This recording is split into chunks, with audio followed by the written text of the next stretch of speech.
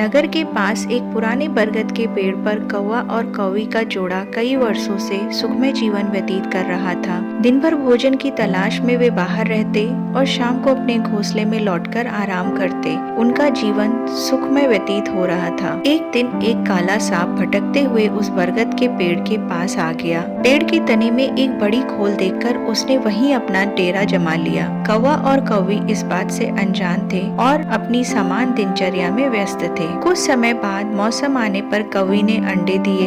दोनों अंडों को देखकर बेहद खुश हुए और अपने बच्चों के घोंसले से निकलने का बेसब्री से इंतजार करने लगे। लेकिन एक दिन जब वे भोजन की तलाश में बाहर गए तो पेड़ की खोल में रहने वाला सांप मौके का फायदा उठाकर घोंसले में जाकर उनके अंडे खा लिए। कौवा कौवी जब लौटे और अंडे गायब पाए तो वे बहुत दुखी हुए। इसके बाद जब भी कौवी अंडे देती, सांप उन्हें खा जाता। यह सिलसिला कई बार चला और हर बार वे अपने बच्चों को खोने के बाद दुख में रोते रह जाते। अगली बार जब कौवी ने अंडे दिए तो कौवा कौवी ने सतर्क रहने का निर्णय लिया। उन्होंने जानने की योजना बनाई कि उनके अंडे गायब कैसे हो जाते हैं। एक दिन वे घोंसले से बाहर जाकर पेड़ के पास छुपकर निगरानी करने लगे। कुछ समय बाद उन्होंने देखा कि एक सांप खोल से निकला और घोंसले में जाकर अंडों को खा गया। अपने बच्चों को मरता देख कौवा कौवी तड़प उठे। वे सांप से मुकाबला करने में असमर्थ थे क्योंकि वह उनके मुकाबले कहीं अधिक ताकतवर था। दुखी होकर उन्होंने अपना बरसों पुराना घोंसला छोड़कर कहीं और बसने का निर्णय लिया।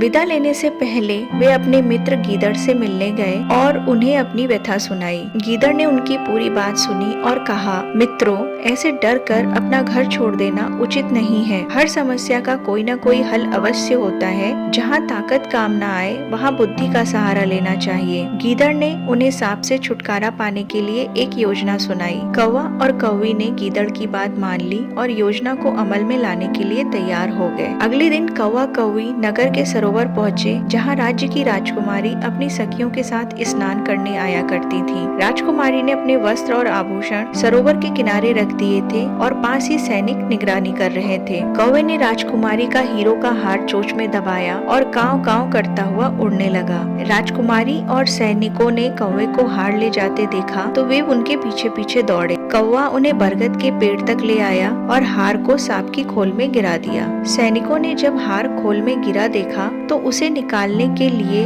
उन्होंने एक डंडा डाला। डंडे के स्पर्श से वह सांप फन फैलाए बाहर निकला। सांप को देखते ही सैनिक सतर्क हो गए और तलवार व भालों से उसे मार डाला। सांप के मरने के बाद कौवा कौवी ने चैन की सांस ली। वे अपने घोंसले में खुशी खुशी रहने लगे। उस वर्ष जब कौवी ने अंडे दिए तो वे सुरक्षित रहे और उनके बच्चे स्वस्थ निकल आए। इस कहानी से ये सीख मिलती है कि जहाँ ताकत काम न आए वहाँ बुद्धि का उपयोग करना चाहिए। समझदारी और सूझबूझ से किसी भी बड़ी समस्या का समाधान संभव है।